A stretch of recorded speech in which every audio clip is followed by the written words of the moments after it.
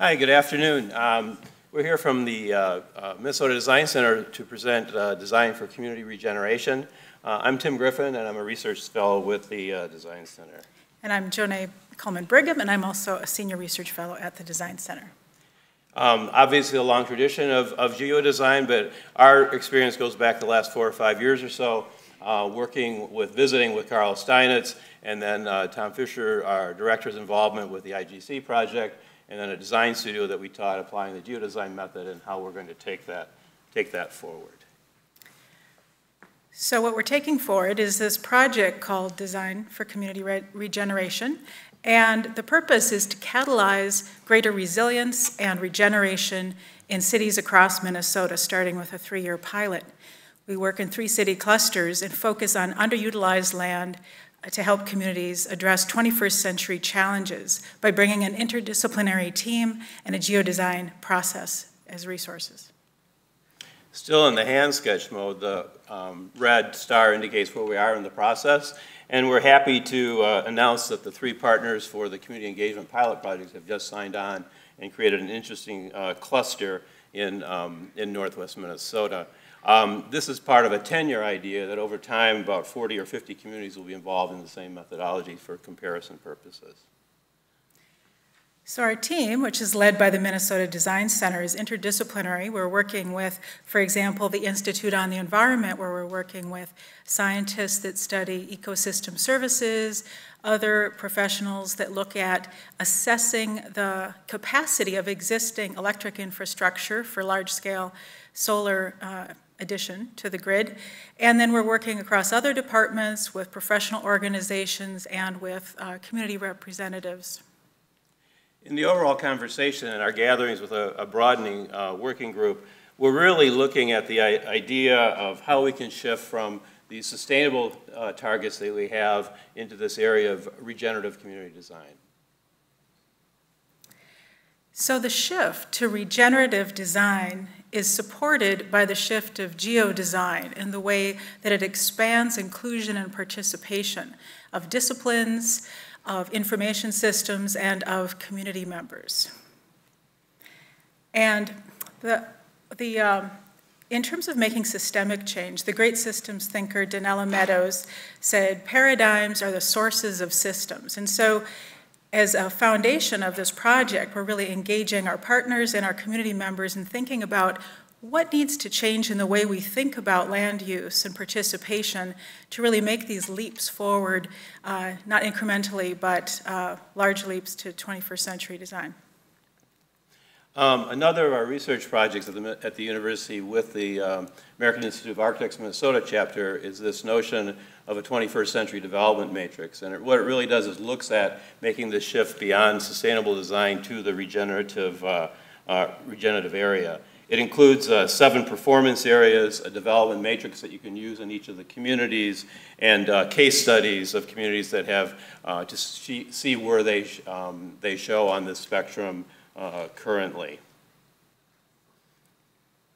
The conversations also, this is kind of a progression as a land-grant university, engaging the statewide population in terms of issues and opportunities. And we've had a lot of conversations about asset-based and system-based opportunities within these communities. And one of the themes that comes out is this idea of underutilized land uses and what those can be. And so what we're doing is bringing forward strategies in food, energy, water, and community cohesion. And on that last slide, too, you saw photovoltaics above agriculture. So we're looking at not only how can we combine these, but how can we layer these to maximize utilization. So our location is Minnesota in the United States, and the 3-year pilot location is in northwest Minnesota. You can see the 3 orange dots up there. They're in the Lake Winnipeg watershed that crosses national boundaries. And we're working at multiple scales. So we're working at the local scale with city administrators, school district professionals, and citizen groups. We're also looking regionally. For example, all of these cities are in the same utility service area. And we're thinking globally, recognizing that even a tiny town of less than 1,000 like Hallock can contribute to climate positive design. The people of the place could be described in a lot of different ways. We have here demographics from the county that the 3 cities exist within.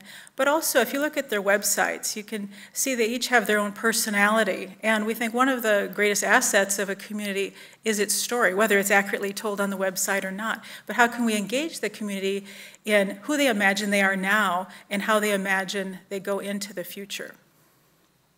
So largely based on the Geodesign Hub model with the 21st century development framework. And I'll let you go, and these, Johnny, will pick up on that. Okay, so we're working with the communities, just beginning to, and we're going to be looking at systems that are also represented in the 21st century development guidelines if you expand them. So watersheds, counties, the various resources of each county and jurisdiction. We have adjacent but not overlapping native lands in northwestern Minnesota. There's a lot of agriculture in the area.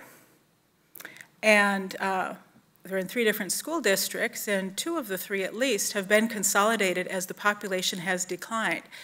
And that's a challenge also.